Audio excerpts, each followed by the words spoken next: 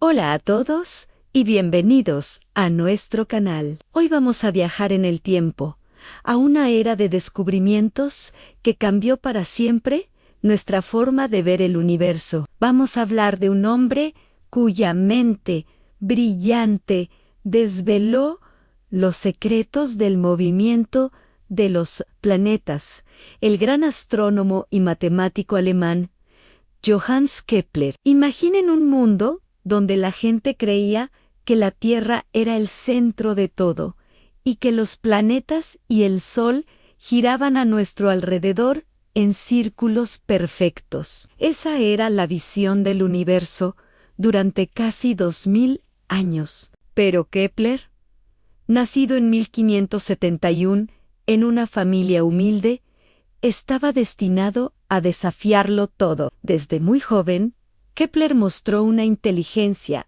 excepcional y una fascinación inmensa por el cielo nocturno. A los 6 años, su madre lo llevó a ver el gran cometa de 1577, una experiencia que él recordaría toda su vida. Más tarde, presenció un eclipse lunar. Estos eventos celestiales despertaron en él una curiosidad que nunca se apagaría. A pesar de una infancia marcada por la enfermedad y la pobreza, su brillantez le consiguió una beca para estudiar en la Universidad de Tubinga. Allí, no solo estudió teología, como era su plan inicial, sino que también fue introducido a las ideas revolucionarias de un astrónomo polaco llamado Nicolás Copérnico. Copérnico había propuesto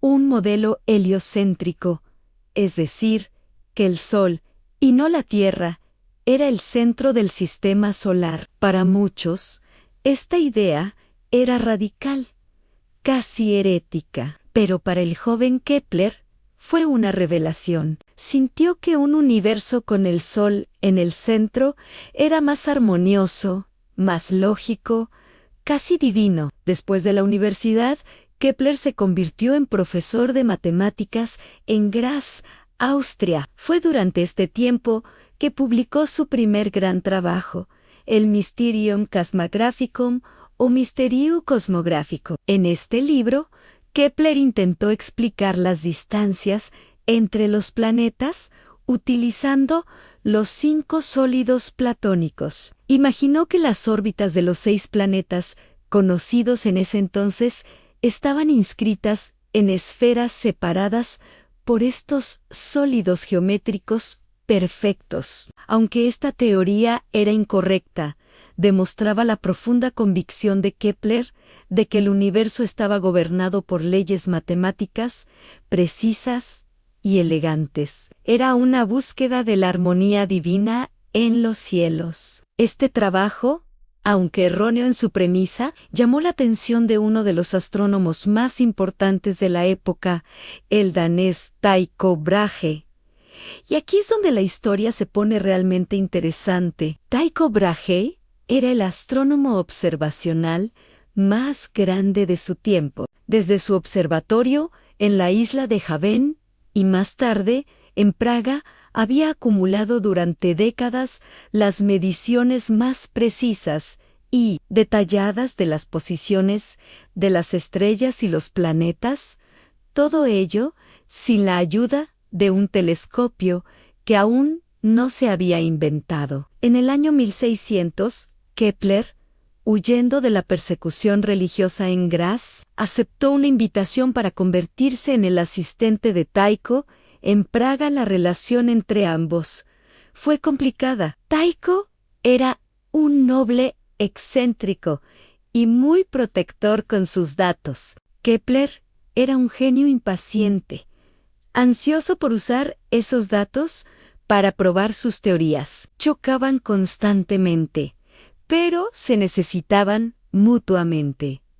Tycho tenía los datos. Kepler tenía la mente matemática para interpretarlos. El destino intervino de forma inesperada. Apenas un año después de la llegada de Kepler, Tycho Brahe murió repentinamente. Kepler heredó su puesto como matemático imperial. Y lo más importante, tuvo acceso completo al tesoro de observaciones de Tycho. Con los datos de Tycho en sus manos, Kepler se centró en un problema que lo había obsesionado a la órbita de Marte. El movimiento aparente de Marte en el cielo era particularmente desconcertante. A veces parecía moverse hacia atrás, un fenómeno conocido como movimiento retrógrado. Durante años, los astrónomos habían intentado explicarlo con complejos sistemas de círculos dentro de círculos, los llamados epiciclos. Kepler intentó encajar los datos de Marte en una órbita circular, como dictaba la tradición desde los antiguos griegos. Pero por más que lo intentaba, siempre había una pequeña discrepancia, una diferencia de solo 8 minutos de arco. Para otro astrónomo, podría haber sido un simple error de observación. Pero Kepler confiaba en la precisión de los datos de Tycho. Sabía que esos 8 minutos de arco no eran un error, eran la clave para desvelar la verdad. Esta pequeña diferencia lo obligó a abandonar una idea sagrada que había durado 2 milenios.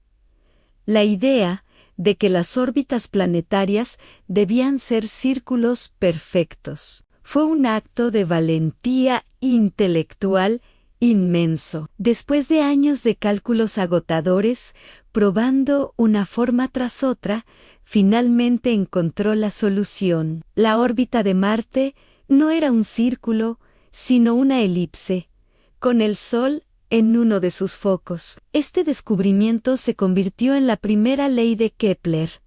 Fue una revolución, rompía con la perfección circular y presentaba una nueva geometría para los cielos, pero no se detuvo ahí. Al seguir estudiando la órbita elíptica, notó algo más. El planeta no se movía a una velocidad constante. Se movía más rápido cuando estaba más cerca del Sol y más lento cuando estaba más lejos. Esto lo llevó a su segunda ley, también conocida como la ley de las áreas iguales. Esta ley establece que una línea que une un planeta con el Sol barre áreas iguales en tiempos iguales. Es una forma matemática precisa de describir cómo varía la velocidad de un planeta a lo largo de su órbita. Kepler publicó estas dos primeras leyes en 1609 en su obra maestra Astronomía Nueva Astronomía. Este libro no solo presentaba las leyes, sino que también detallaba su arduo proceso de descubrimiento, sus errores y sus callejones sin salida. Es un testimonio increíble de la perseverancia científica. Pero Kepler sentía que aún faltaba algo. Quería encontrar una relación matemática que conectara las órbitas de todos los planetas entre sí. Quería encontrar la armonía de las esferas, una idea que lo había fascinado desde su juventud. Pasaron casi 10 años más. Fueron años difíciles para Kepler, marcados por la guerra, la enfermedad y la tragedia personal. Incluso tuvo que defender a su propia madre de acusaciones de brujería.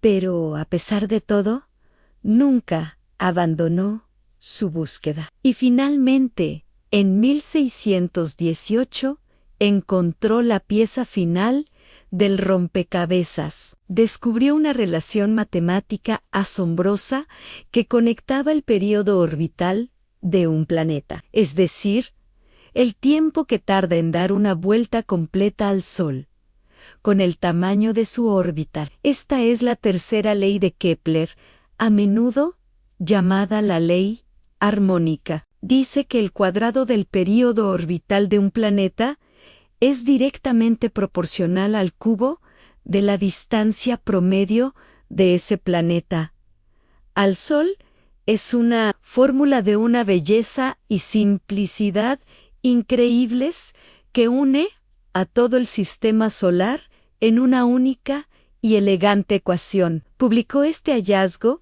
en su libro Harmonices Mundi, o la armonía del mundo. Con estas tres leyes, Kepler no solo describió cómo se mueven los planetas, sino que sentó las bases para que, décadas más tarde, Isaac Newton explicara por qué se mueven así con su ley de la gravitación universal. De hecho, las leyes de Kepler fueron la evidencia fundamental que Newton utilizó para desarrollar su teoría de la gravedad. Además de sus famosas leyes, Kepler hizo muchas otras contribuciones importantes. Mejoró el diseño del telescopio refractor, explicó cómo funciona la visión en el ojo humano y fue uno de los primeros en intentar calcular el año de nacimiento de Cristo. Su trabajo en óptica fue fundamental y sus tablas astronómicas, las tablas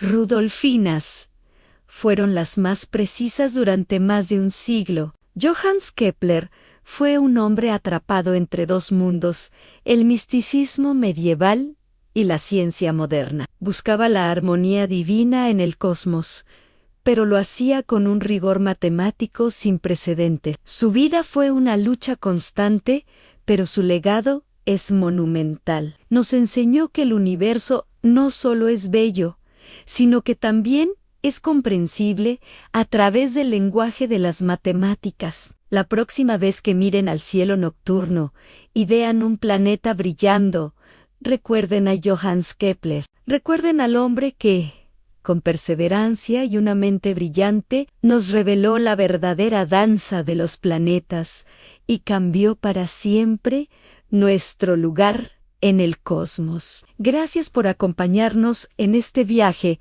a través de la vida y la obra de uno de los gigantes de la ciencia. Si les ha gustado el video, no olviden darle a me gusta, suscribirse al canal y activar la campanita para no perderse nuestros próximos episodios. ¡Hasta la próxima!